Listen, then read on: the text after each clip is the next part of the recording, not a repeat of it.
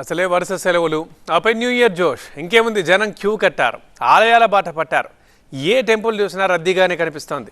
ఏ పుణ్యక్షేత్రం చూసినా ఫుల్ రష్ే ఉంది.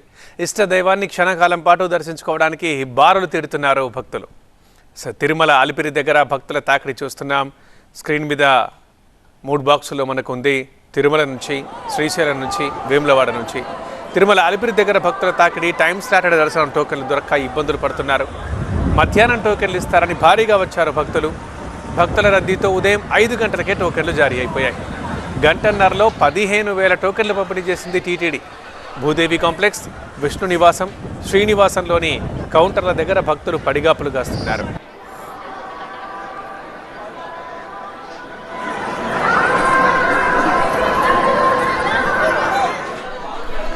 తిరుమలలో భక్తుల రద్దీ కొనసాగుతోంది. 7 కొండలు కిటకిటలాడుతున్నాయి. తెలుగు రాష్ట్రాలే కాదు, పొరుగు రాష్ట్రాల నుంచి కూడా భక్తులు తిరుమలకు వస్తున్నారు. భారీగా కంపార్ట్మెంట్లన్నీ నిండిపోయాయి.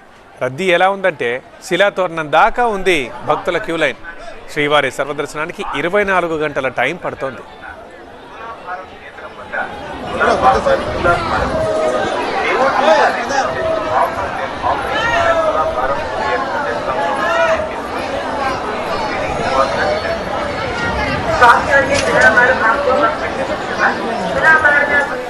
ఇటు శ్రీశైలంలో కూడా భక్తుల రద్దీ కొనసాగుతోంది. శ్రీశైలంలో ఇష్టారాజ్యంగా స్పర్శ దర్శనం టికెట్లు జారీ చేశారు ఆలయ అధికారులు.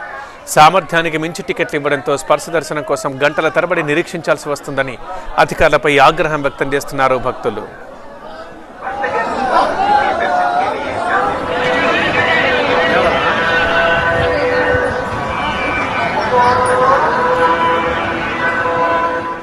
అటు రాజన్న సిరిసిల్ల జిల్లా వేములవాడ భీమేశ్వర స్వామి ఆలయంలో భక్తుల రద్దీ కొనసాగుతోంది. క్రిస్మస్ సెలవులతో వేములవాడకు భారీగా భక్తులు వస్తున్నారు. సమ్మక్క సారలమ్మ జాతర సందర్భంగా జాతరకి వెళ్లే ముందే వేములవాడ రాజన్నను దర్శించుకోవడం ఆనవాయితీ. వచ్చే నెలలో మేడారం జాతర ఉండడంతో భక్తులు అధిక సంఖ్యలో వేములవాడ క్షేత్రానికి వచ్చి స్వామివారిని దర్శించుకుంటున్నారు. రాజన్న ప్రధాన ఆలయం అభివృద్ధి దశలో ఉండడంతో అనుబంధ దేవాలయమైన భీమేశ్వర స్వామి ఆలయంలో స్వామివారిని దర్శించుకుంటున్నారు భక్తులు.